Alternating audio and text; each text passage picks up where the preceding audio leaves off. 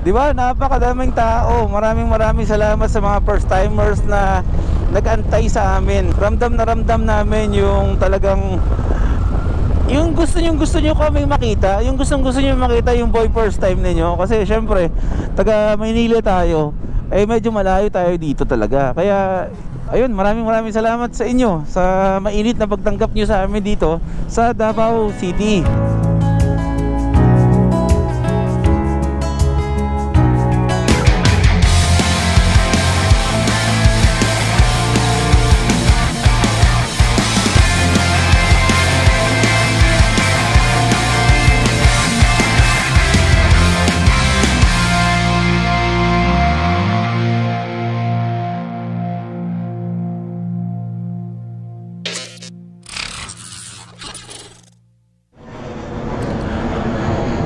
Maraming salamat Davao sa pagtanggap sa amin dito sa bahay na to. Kami tumira ng 6 na araw. Ito yung bahay nila, Biyahe with Ken. Maraming salamat kay tita dito na sa pag-alaga sa amin, sa pagluto ng mga pagkain namin, sa pag-asikaso sa amin. Babiyahin na ulit tayo. Kumbaga parang ilang araw lang no na nakita nyo dumating kami dito, tapos agad tayo. Hindi, dumating kami dito ng 28 yata or 29. Parang nasa 6 days kami dito, mga first timers na nagstay sa Davao. At napakadami na ang nangyaring mga ganap dito. Marami na kaming ginawa. So ngayon ay official day natin, ang jump off natin pauwi ng Luzon. At bakbakan na naman to. Isang hamon na naman para sa atin na i-challenge ang sarili na bumiyahe na napakalayo. Maraming salamat sa mga sponsors ko sa biyahe na to. Maraming salamat. At syempre sa lahat ng mga nag-sponsor sa amin dito sa Davao. Mamaya ko ikikwento.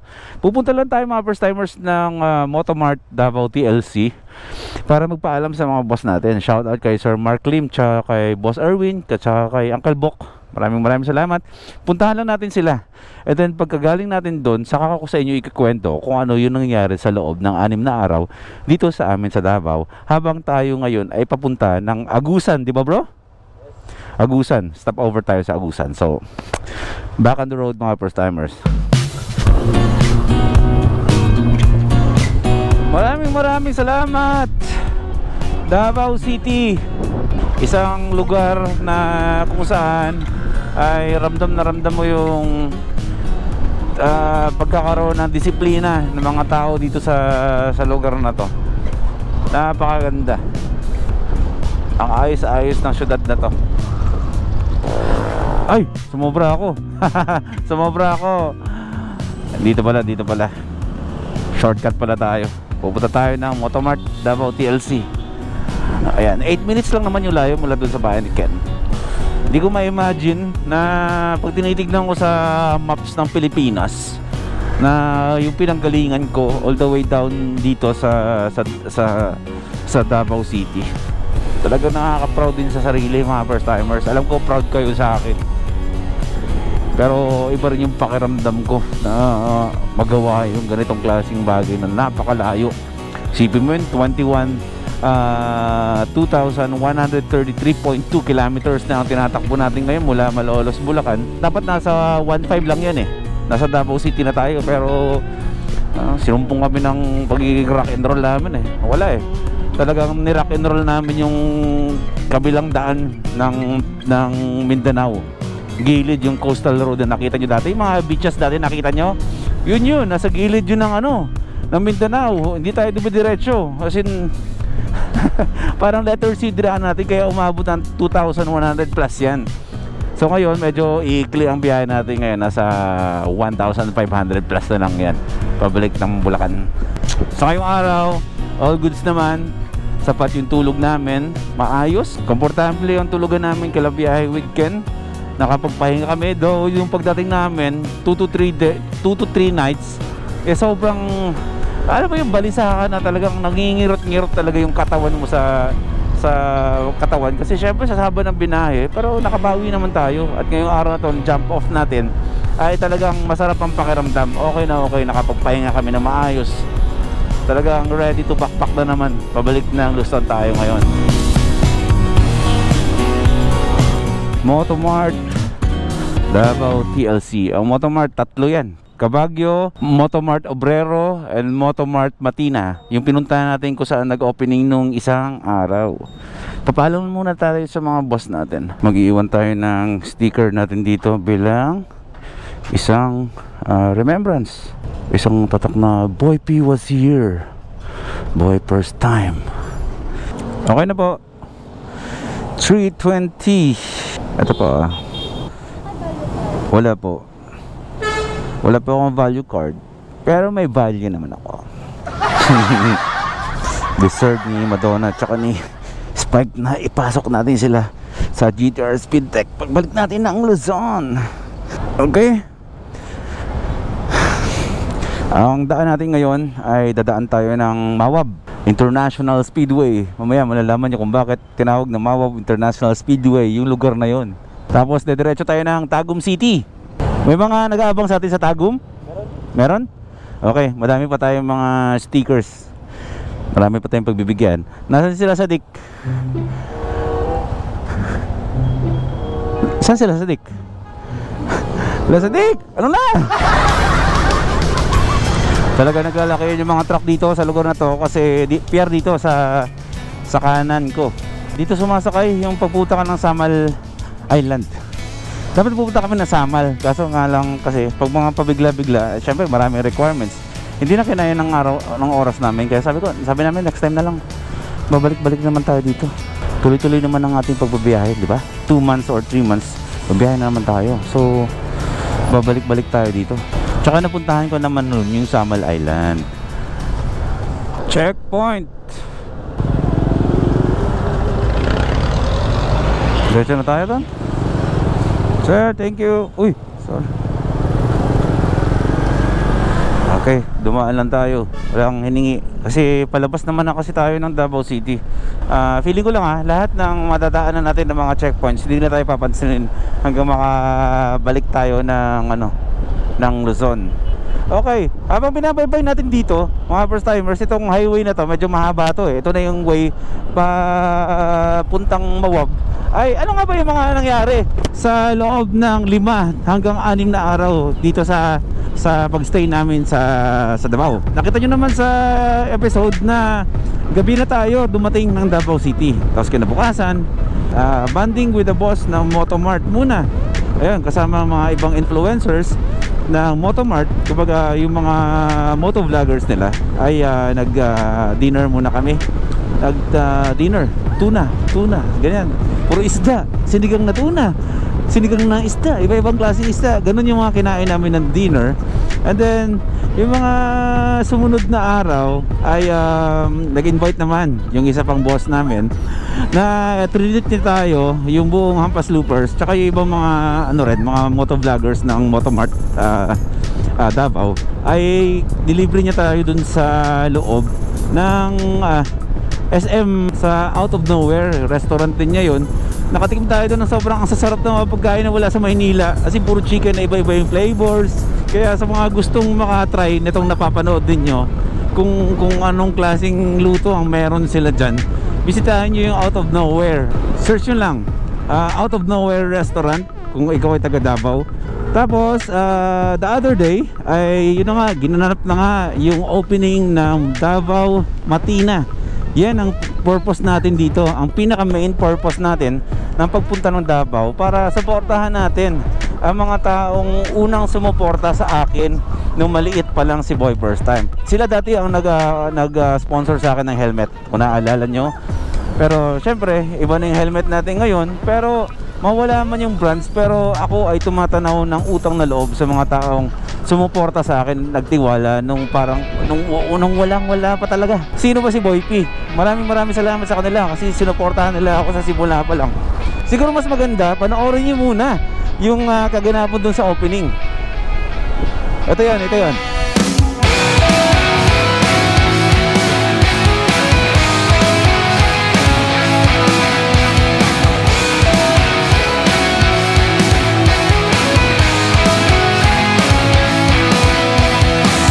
Today ay ang opening ng Motomart Matina. Andito na tayo. Wow, napakadaming tao ah. Let's go, brother! Yeah!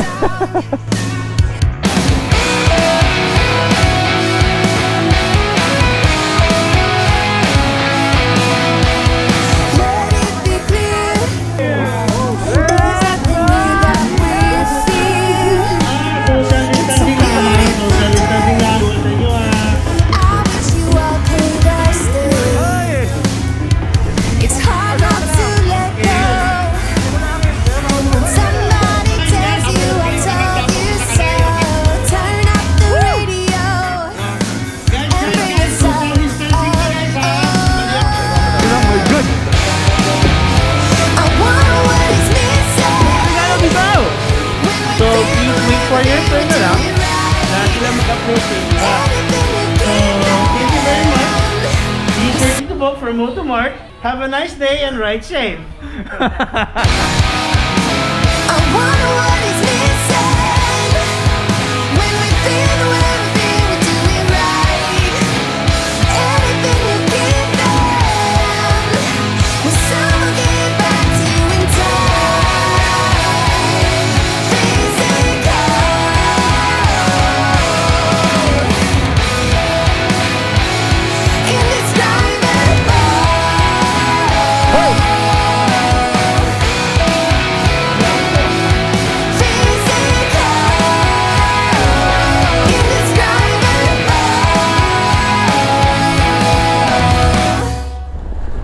Di ba? Napakadaming tao. Maraming salamat sa mga first timers na nag-antay sa amin na dumating sa event. Maraming salamat sa suporta. Ramdam namin yung talagang yung gusto nyo kaming makita, yung gusto nyo makita yung boy first time ninyo. Kasi syempre taga Maynila tayo, eh medyo malayo tayo dito talaga. Kaya ako nakakatuwa lang sa pakiramdam na pagdating ko doon, andun sila lahat nag-aantay. Maraming salamat. Lahat naman yata nabigyan ko ng stickers, di ba? Kaya ayun, maraming salamat sa inyo sa mainit na pagtanggap nyo sa amin dito sa Davao City. And then the next day, hindi pa tapos yun. Shout out sa mga riders dito sa Davao City. Magkakaroon ng biking ride papunta daw sa Mawab.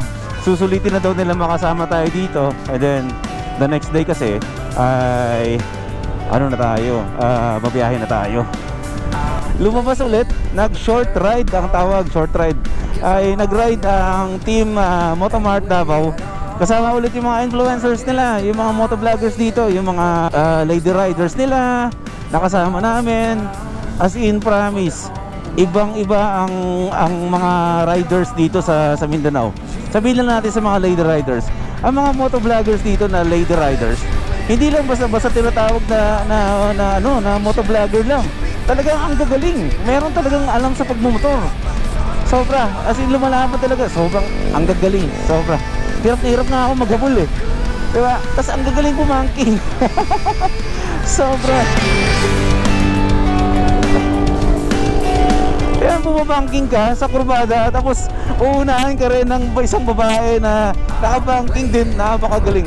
Saludo ako sa mga motovloggers dito sa Davao City, especially sa mga lady riders. Malaki ang respeto na nag-gain nyo sa akin, na ganyan pala dito. Ganito ang mga motovloggers dito sa Davao City. Nakakatawa. I'll let you in, it ain't a sin. With all these simulations, your big fake smile will take a while to get rid of. I'm sorry, no, we can't see the good that we had, Jenny. I won't let my feelings play a game, so I might as well remove your name. Jenny, you will not stay the same. Pumunta kami ng Compostela Valley. Pumunta kami dun sa Yachts Cafehan. Ang boss namin na si Boss Mark Lim ay naglibre ng kape sa amin. Yung mga organic coffee, mga sikwate.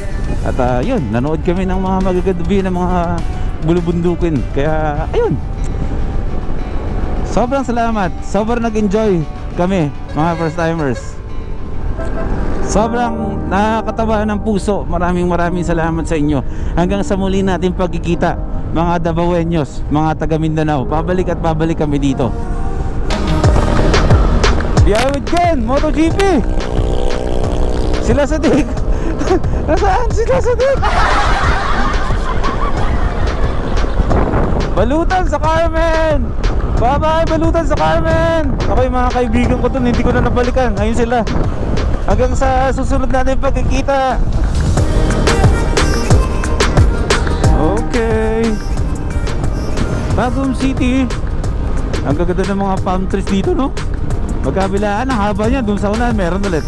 Punta natin doon sa kabila. Checkpoint. Welcome to Tagum City. Deadman lang tayo. Tuloy tayo. Ito na, lumabas na to sa vlogs ko dati nung pumunta ako dito kay Ken. Napakaganda mga palm trees magkabilaan. Hindi lang ako nagkaroon ng chance na magpalipad ng drone dito. Doon lang tayo sa mga karagatan, sa mga beach na tayo nagpapalipad eh. Pero maganda ito paliparan ng drone. Hindi ko lang sure kung kailangan ng permit bago magpalipad ng drone dito. Tagum City! Napakaganda mo. Para tayo nasa ibang bansa, no? Nice bro! Nice meeting you mga bro! Sticker, hello po. Hello. Ano ba? Peace bump? Ang gulo. Ayan.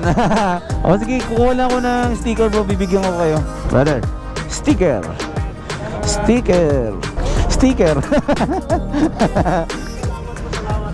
Sino pa? Ayan. Sa inyo na lang dyan. Bibigay mo na lang sa iba. Thank you. Sasabayan tayo ng mga supporters natin hanggang Mawab. Mawab International Speedway. Let's go. Yan. At least di ba, bago tayo umalis ng Davao City, na-experience natin yung tulay na to.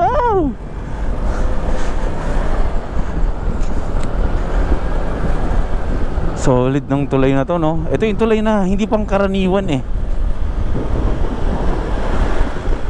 May mga bricks to sa ilalim yung tagiliran. Grabe ah.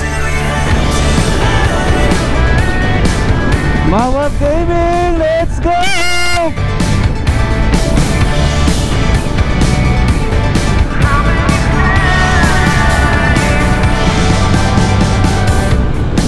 Well, there's nothing left to say. Well, the good time is over. Then I'll be on my way. But I'll come around swinging when the fire's all burned out. It's hard to believe in love, so never let your guard down. 'Cause I'll come back swinging. You walk, you talk like you've been around, way down. Oh, I can feel it. You scream, you shout, you let it out. Make me a believer. I still we have to hide. Too much to make it right. Mighty of Mawab. Iga na yan! Iga na! Let's go! Still we have to hide. Too much to make it right. How many times can I say goodbye till I get Iga na through to tayo!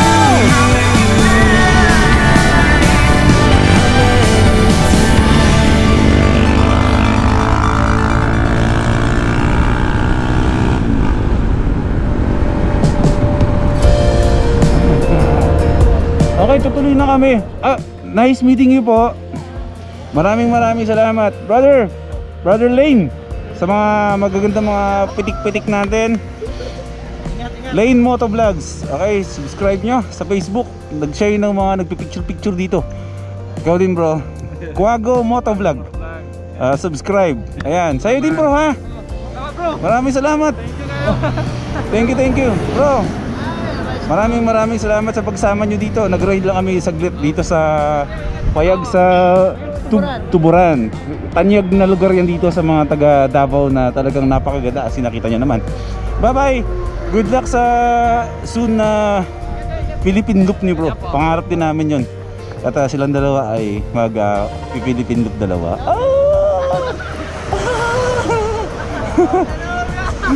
Sarol! Syempre si Moto Boobs.